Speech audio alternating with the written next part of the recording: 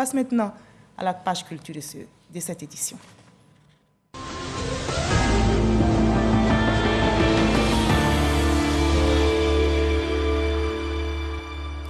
On commence par le Toyo. C'est du photo igname fait par les hommes et rapporté par un homme, un reporter, Franck Quadio. Aujourd'hui, la cuisine est l'affaire des hommes. Au menu, ce jour, igname pilé. C'est le foutou, un méprisé chez les Koulango, peuple originaire de la région du Gontougo Est ivoirien. Cet exercice culinaire, généralement pratiqué par les femmes, est bien apprécié. Je suis très contente d'être ici. Et je me sens honorée et je pense que c'est un exemple à suivre par les autres peuples et qu'ils devraient avoir plus de communication et de sensibilisation pour que cette culture soit connue de tous. Cuisiner pour sa conjointe, une tradition en voie de disparition. En raison des influences des cultures extérieures, cette pratique a lieu une fois dans la semaine, notamment en saison de travaux champêtres. Pendant cette période, la responsabilité de la cuisine incombe aux hommes. Le Toyo, c'est montrer ce que les hommes savent faire, valoriser leurs femmes. Ce jour-là, le jour du Toyo, la femme ne touche à rien. Et nous, en tant qu'hommes, on a appris à préparer, faire sortir quelque chose d'extraordinaire de la pour plaire à nos femmes. Scène champêtre exécutée à Rofodoumé, village situé dans le département d'Alépé, non loin d'Abidjan, la capitale économique. Il s'agit à travers le Toyo Tour de préserver et valoriser l'art culinaire des peuples de Côte d'Ivoire, une initiative qui porte l'ambition de parcourir l'ensemble du territoire, et cela dès février 2022. Et c'est une très belle initiative. Allez, on en arrive à l'entretien avec notre invité de la page culture. Bonsoir, docteur Elété. Bonsoir, madame. Et je suis heureuse de vous retrouver. Alors, pour évoquer la problématique de l'entrepreneuriat en Côte d'Ivoire, et vous êtes bien décidé à mener une guerre contre la pauvreté et le chômage. Eh bien, avant de nous parler des armes de l'entrepreneur que vous êtes, donnez-nous une idée de cette profession. Qui est entrepreneur? Mais l'entrepreneur, c'est une personne, un individu qui sait reconnaître les besoins d'un milieu, qui essaie de trouver, de réunir des ressources pour faire face à ses besoins, en prenant bien sûr des risques pour atteindre ces résultats. Voilà l'entrepreneur. D'accord. Alors, vous avez appelé dans votre ouvrage à former un nouveau Ivoirien entreprenant pour une Côte d'Ivoire émergente et développée.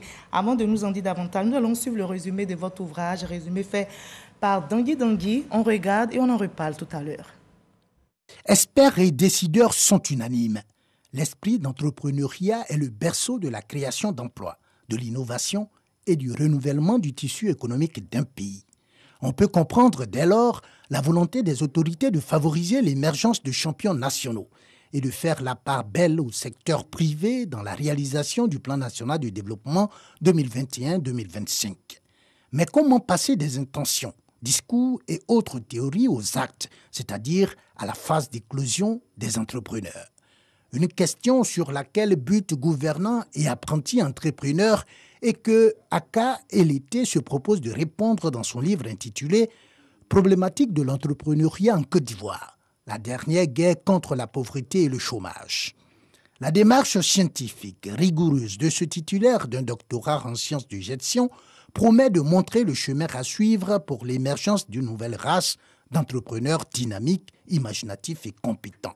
L'ouvrage, lourd de ses 190 pages et édité par Armentin Côte d'Ivoire, a eu un écho favorable auprès de la Confédération générale des entreprises de Côte d'Ivoire, celle-ci, qui veut par ailleurs s'en inspirer pour déployer sa stratégie dénommée « Construire et accélérer l'émergence des champions nationaux ». Voilà un ouvrage de 190 pages, très digeste, facile à lire et surtout très instructif. Alors, à vous lire. Docteur Elété, la Côte d'Ivoire fait face à un défi de taille pour vaincre la pauvreté, le chômage, c'est l'entrepreneuriat. Quelle lecture vous faites de la situation entrepreneuriale dans notre pays? Vous avez dû le remarquer dans l'ouvrage. J'ai essayé de voir un peu, de faire l'analyse de l'écosystème entrepreneurial ivoirien en partant même avant l'indépendance, c'est-à-dire la période coloniale. Ensuite, les indépendances. Je rappelle que à l'indépendance, il n'y avait aucune entreprise moderne appartenant à Ivoiriens. Le président de l'époque, le président Houphouët-Boigny, s'en est rendu compte. Et il a compris que pour développer ces pays après l'indépendance politique, il fallait aussi l'indépendance économique. Mais l'indépendance économique ne peut se faire qu'avec des Ivoiriens, avec des entrepreneurs. Il y a d'ailleurs un célèbre psychologue que peut-être vous connaissez très bien, Maslow, Abraham, il a dit que les 100 personnes qu'une communauté a le plus besoin, ce n'est ni des économistes, ni des politiciens, ni des ingénieurs, mais des entrepreneurs. D'accord. Et donc la situation aujourd'hui, votre lecture, l'état des lieux en 2 mots? Depuis des années, il y a eu pas mal d'initiatives. D'accord. Et que pensez-vous de ces initiatives qui existent actuellement pour inciter l'entrepreneuriat? Sont-elles suffisantes pour vous? Malheureusement, il y a eu beaucoup d'échecs. Des échecs successifs et répétés qui n'ont pas permis d'atteindre les résultats escomptés malgré les moyens conséquents que les divers gouvernants ont mis en place. Il y a des champions nationaux aujourd'hui qu'on essaie de célébrer pour oui, mais il n'y en a pas assez. Il faut faire davantage. Il n'y en a pas assez. Il faut faire davantage. Il faut mettre les moyens. Il faut essayer d'identifier, d'évaluer les potentiels entrepreneuriaux de tous ceux, celles qui ont la capacité, la possibilité, le potentiel nécessaire pour qu'on ait des vrais champions, de nombreux champions, pour créer la valeur ajoutée, créer la richesse pour ce pays, pour aller à l'émergence en toute sérénité. Vous êtes enseignant, on va faire donc un peu de pédagogie. Alors, dans nos sociétés, nous avons une culture salariale, et vous le savez. On est plus demandeurs que créateurs d'emplois. Alors, au Ghana, au Nigeria, par exemple, l'entrepreneuriat est assez développé. Est-ce que nous, ici, on peut dire qu'on a très peur de prendre des risques? Bon, vous savez... Parce que quand vous dépeignez le tableau... Oui, mais c'est pour cela qu'il y a un certain nombre de stratégies que j'ai proposées dans le livre, dans l'ouvrage, pour amener l'entrepreneuriat à comprendre, à essayer de s'approprier l'entrepreneuriat. Très souvent, quand on parle d'entrepreneuriat, beaucoup de mots, on ne voit que la création d'entreprise. Mais non, il a 3 dimensions, l'entrepreneuriat. Il y a donc des étapes. Quelles sont ces étapes? D'abord, il y a l'entrepreneur lui-même, l'homme entrepreneur. Ensuite, il y a l'esprit d'entreprise. Et puis, la création d'entreprise, bien sûr, qui est au cœur même de l'entrepreneuriat. Mais très souvent, on ne voit que cet aspect. Ça veut dire qu'il faut qu'on arrive à donner à l'Ivoirien, depuis l'école primaire, le collège, l'esprit d'entreprise. Donc, l'éducation entrepreneuriale dès le bas âge au primaire. Dès le bas âge. Mais c'est vrai qu'on peut apprendre à l'enfant dès le primaire, si on vous suit, l'esprit d'entrepreneuriat, mais la famille aussi peut être un obstacle. Parce que vous savez que des parents influencent souvent le choix de leurs enfants. Dans nos sociétés aujourd'hui, le fait de devenir, par exemple, éleveur, faire une formation pour être éleveur, on a l'impression que c'est parce que tu n'as pas réussi. Mais vous voyez, je pense que ça va arriver, parce que si on commence déjà par donner l'esprit entrepreneurial, l'esprit entrepreneur à l'école, les jeunes vont comprendre que aujourd'hui, celui qui est le plus important, ce n'est pas celui qui est le plus instruit, c'est celui qui a beaucoup d'argent. Celui qui a beaucoup d'argent respecté, on le voit aux États-Unis, les gens, c'est ceux qui ont des raccourcis qu'on prend, hein, si on veut vous suivre dans cette idée, on peut prendre des raccourcis. Les États-Unis ont compris dès le départ que le plus important, il fallait travailler dur, avec intelligence, dynamisme, compétence, imagination, pour créer la richesse, pour avoir les moyens, et on vous considère. Vous avez beau être le plus instruit, mais si vous n'avez pas un sou, personne ne vous considère, madame. Ça, c'est vrai. Alors, vous évoquez aussi le fait que le programme scolaire est très théorique. Conséquence, de nombreux enfants sortent du système sans savoir-faire. Alors, vous posez là la question de l'adéquation emploi-formation qui est prise en compte, n'est-ce pas, par nos gouvernants aujourd'hui? Oui. Moi, j'insiste sur le fait qu'il faut une révolution entrepreneuriale. C'est-à-dire qu'il faut aller au-delà de ce qui est fait. Aujourd'hui, par exemple, des efforts énormes sont faits par l'État. Depuis, de nombreux gouvernements ont essayé de mettre en place des fonds sociaux. Aujourd'hui encore, il en existe. Il y a l'agence emploi jeune. Pour aider, bien sûr, c'est ce qu'on appelle l'entrepreneuriat social. Mais on ne peut pas aller à l'émergence avec l'entrepreneuriat social. Mais ce sont de bonnes initiatives quand même. C'est de très bonnes initiatives pour aider les gens à quitter la pauvreté, pour pouvoir, ce qu'on appelle le taux-emploi, pour pouvoir avoir quelque chose à manger, pour essayer de se prendre en charge. Rien que pour la cohésion sociale, la stabilité, c'est important. Mais si nous voulons aller à l'émergence, si nous voulons devenir demain des champions, comme la Corée, compétir comme le Brésil, comme d'autres pays, il faut absolument alors revoir cela. Il faut avoir des gens qui ont un potentiel entrepreneurial. Il faut mettre les moyens aussi. Donc, un projet dont on a besoin 100 millions pour bâtir, pour un entrepreneur bâtir, il ne faut pas lui donner 5 millions. Est-ce que toutes les idées sont bonnes pour créer une entreprise? A priori, les idées sont bonnes, mais ça ne suffit pas. Parce que vous parlez des facteurs négatifs dans votre ouvrage. Oui, mais ça ne suffit pas. On peut avoir des idées, a priori, apparemment, qui sont lumineuses, des très bonnes idées. Mais quand on fait une petite analyse, on comprend en fait que ces idées-là, elles n'ont pas marché. En 30 secondes, j'ai lu une petite anecdote que j'ai trouvée très intéressante. Votre élève, votre étudiant, un de vos étudiants qui a décidé de créer une entreprise de fermeture. Oui, parce que l'étudiant qui était en année d'ingénieur était venu me voir pendant son stage. Il était très heureux parce qu'il avait trouvé une très belle idée.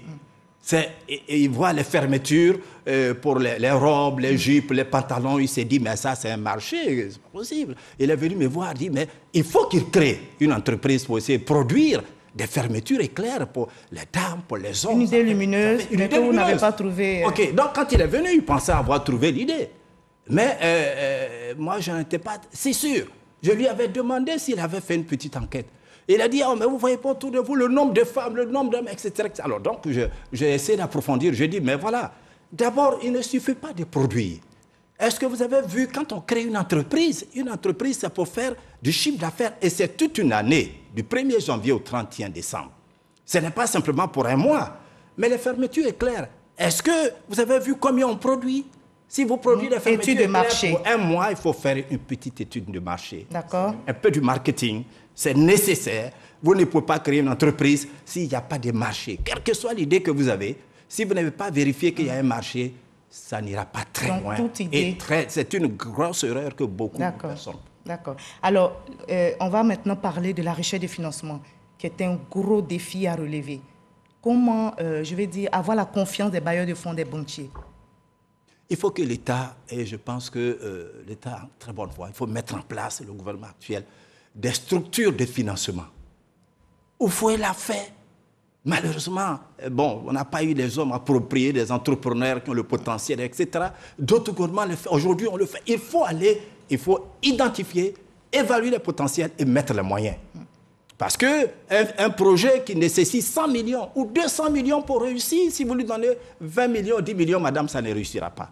Et ce n'est pas les banques, alors l'État comprendra si on a des structures appropriées qui ont les compétences nécessaires, l'imagination nécessaire pour aller au-delà, mais ils vont voir que ce projet-là peut advenir, peut réussir pour embaucher de nombreux Ivoiriens avec compétences diverses et réussir à devenir un champion national et aller à l'exportation. Mais si on compte sur les banques qui, pour décourager, parce que le projet coûte 50 millions, 100 millions, ils vont dire votre projet est trop cher, on ne peut pas financer, alors que c'est un très bon projet. Il faut que l'État, dans cette révolution entrepreneuriale, mette en place des structures de financement appropriées. Bien sûr, en identifiant et en évaluant, en essayant d'identifier et mettre en place des critères d'évaluation du potentiel entrepreneurial. Et les facteurs négatifs à lever. Exact, les facteurs négatifs.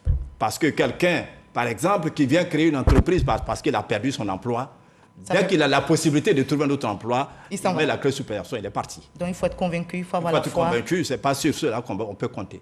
Merci beaucoup, docteur Eleté Aka. Il a tellement de choses à dire. On retient tout simplement qu'il faut oser, n'est-ce pas? Bien sûr. Il faut oser. Et tout le monde peut entreprendre. Tout le monde peut entreprendre. Oui.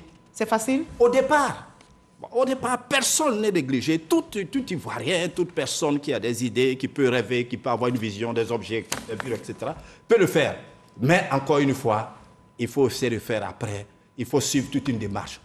Parce que la démarche, la concrétisation d'une idée, des projets, est un processus complexe et compliqué. Merci beaucoup, docteur Eleté Aka. Merci d'avoir répondu à nos questions. Merci surtout d'avoir été notre invité de la page culture de ce journal. Allez, on le note, entreprendre, c'est prendre des risques, vous l'avez entendu, et seuls ceux qui osent s'accordent le droit de réussir, disait Jacques Audiberti, écrivain, poète et dramaturge français.